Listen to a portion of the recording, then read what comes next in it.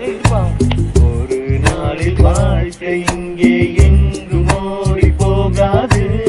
மறுநாளும் வந்து விட்டால் துன்பம் தேயும் தொடராது.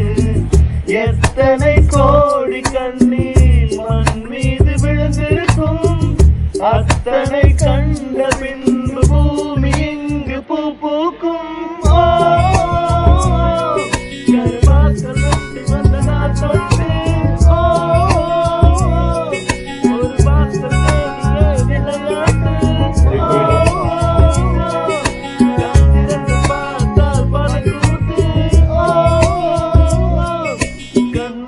கொண்டால்